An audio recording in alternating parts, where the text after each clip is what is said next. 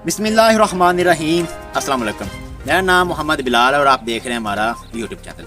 नाज़रीन, कुछ ख़बरें हैं जो जानना आपके लिए नहायत ज़रूरी हैं, क्योंकि जब से हुकूमत चेंज हुई है तो महंगाई रोज़ ब रोज़ बढ़ती जा रही है।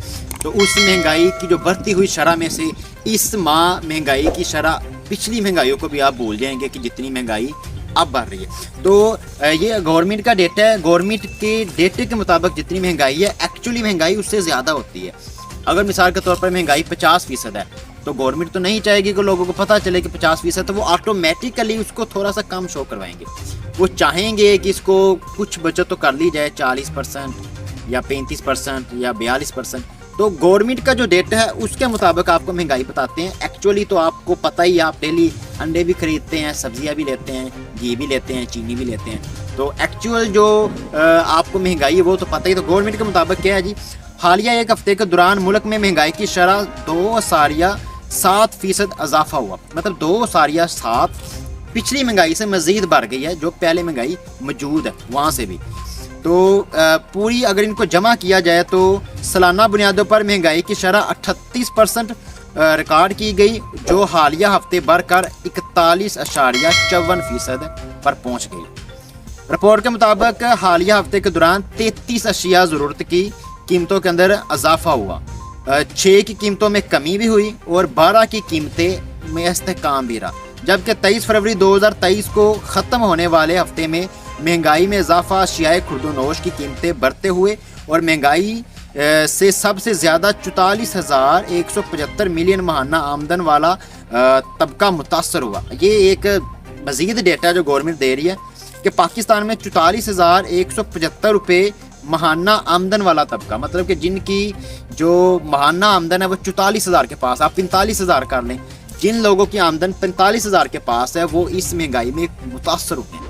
और अभी आप हिसाब लगाएं कि जिनकी आमदन 45 से कम है, 25,000 है, जिनकी 20,000 है और जिनकी आमदन 25,000 के साथ घर भी किराए पे है, तो उनका क्या असर हुआ। वो तो फिर कलमा पढ़ने के पास ही आने वाले हैं, क्योंकि इस अगर 45,000 वाले लोग मुतासर हो रहे हैं हुकूमत के मुताबिक, हालांकि मुतासर 1.5 लाख वाला भी हो रहा है इस वक्त, तो हुकूमत खुद कह रही है कि 45,000 वाला मुतासर हो रहा है और हुकूमत ने खुद ही कहा हुआ है कि 25,000 रुपये आप सैलरी करें। तो जब 45,000 वाला मुतासर हो रहा है तो फिर मजदूर की सैलरी भी 45,000 कर दे, कम अज़ कम वो भी मुतासर हो। दुनिया से जाने से तो बेहतर है कि इंसान थोड़ा सा मुतासर हो जाए। तो अच्छा, इसके अलावा फिर एक अच्छी खबर भी है। मुमकिन है कि इसके बाद थोड़ी सी महंगाई में कमी भी वाक़या हो। वो खबर क्या है जी, वफाकी वजारत ख़जाना इसहाक डार ने तस्दीक कर दी है कि चीन के बैंक ने $70 करोड़ हमें जमा करा दिए। ये कर्जा दिया है चीन ने हमें, चाइना, क्योंकि हमारे एक दोस्तों में ममालिक में शामिल होता है। चाइना काफ़ी अरसे से सोशल मीडिया पर न्यूज़ चल रही थी कि चाइना पाकिस्तान से नाराज़ है, और तब से नाराज़ है जब से इमरान खान साहब रजीम चेंज के थ्रू निकाले गए हैं। उनको इमरान खान साहब से कोई मतलब नहीं है, उनको मतलब इससे है कि जो वो प्रोजेक्ट्स पाकिस्तान में लेकर आते हैं, आप बार बार हुकूमतें तब्दील कर देते हैं। हमारा मुआहदा किसी के पास होता है, आगे हुकूमत चेंज हो जाती है, पूरे का पूरा सेटअप उनका जो है वो डिस्टर्ब हो जाता है, जिसकी वजह से उनकी इन्वेस्टमेंट वो जो ग्वादर पे कर रहे हैं, 45 अरब डॉलर कर रहे हैं, इतने जो पैसे किसी मुल्क में लेकर आना, फिर उसके बाद भी ज़लीलो ख्वार होना, तो ये एक सवालिया निशान है कि कोई दूसरा मुल्क उनके अलावा क्यों फिर अपनी इन्वेस्टमेंट लेकर आएगा। ताहम कुछ हालात बेहतरी की तरफ जा रहे हैं, क्योंकि उन्होंने भी चाइना के विज़िट्स किए हैं, चाइना के दौरे किए हैं। उन दौरों के बाद चाइना ज़्यादा इमदाद में तो हमारा साथ नहीं दे रहा, लेकिन $70 करोड़ उन्होंने दे दिए हैं, सरकारी ख़जाने में जमा भी हो गए हैं। अब वजारत ख़जाना अगर चाहे तो कोई 15 दिन के लिए महंगाई कंट्रोल कर सकते हैं, क्योंकि इतने पैसे इतने दिन ही चलेंगे, क्योंकि पाकिस्तान को बहुत बड़ी मिकदार में पैसे चाहिए, या पैसे चाहिए या फिर आमदन चाहिए। और इन दोनों मामलात को अभी जो वक्त हमारी हुकूमत है वो इस तरह डील कर रही है कि IMF से पैसे ले लिए और पैसे ले लिए चाइना से, दोस्त ममालिक से, सऊदीया के पास या दुबई के पास। जबकि अवाम मेन हल है इस मसले का कि अवाम अगर एतमाद करे हुकूमत के ऊपर, जो कि बिल्कुल भी नहीं कर रही।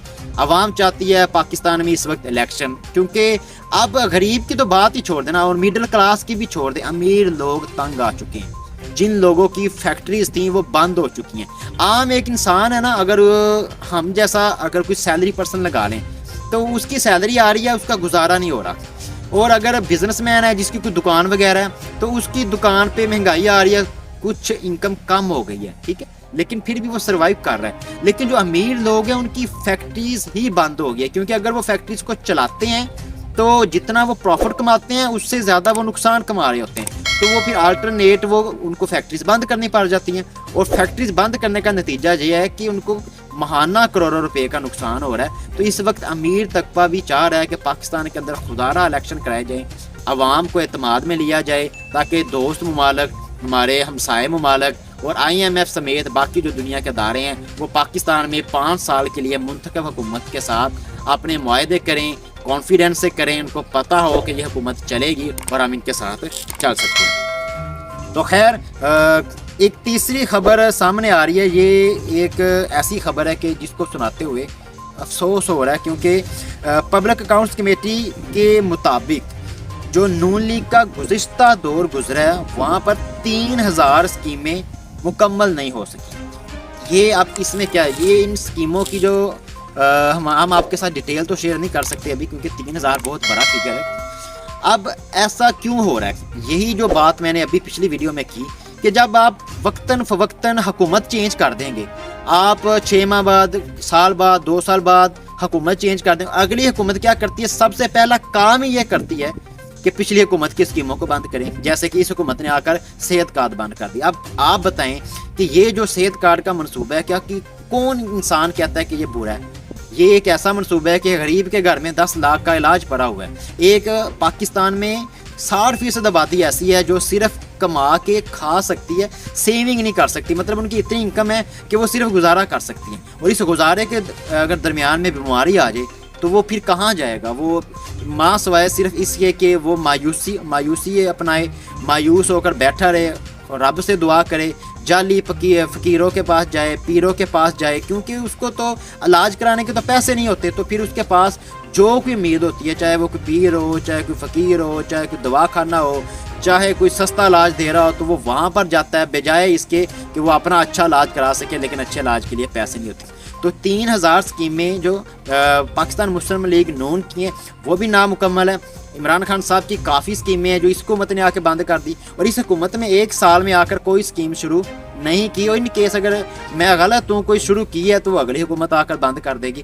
تو اس کا جو ممکنہ حل وہ یہ ہے کہ پاکستان میں جو بھی حکومت آئے وہ اپنا مینڈیٹ لے کے آئے, اور ایک ایسا نظام بنایا جائے کہ اس کو کسی قسم کا ڈر یا خوف نہ ہو کہ مجھے گھر بھیجا جا سکتا ہے. کچھ ایسا سنیریو بھی رکھا جائے کہ اگر کوئی ملک دشمن عزائم اگر وہ میں لگ جاتے ہیں تو پھر ہم ان کو ہٹا بھی سکیں, لیکن ہٹانے کی جو پالیسیز ہیں وہ بہت سخت کر دی جائیں. جس طرح کے 4 5 10 15 لوٹوں کو ادھر ادھر کر کے یہ جو وزیر اعظم کو گرایا جاتا ہے, اس نظام سے ہمیں اب چھٹکارا حاصل کر لینا چاہیے. اسی میں آپ کی بہتری ہے, اسی میں پاکستان کی بہتری ہے, اسی میں ہم سب کی بہتری ہے. تو ناظرین, اب تک کے لیے اتنا ہی. اپنا اور اپنے اس چینل کا خیال رکھیں, دعا میں یاد رکھیں. پاکستان زندہ باد.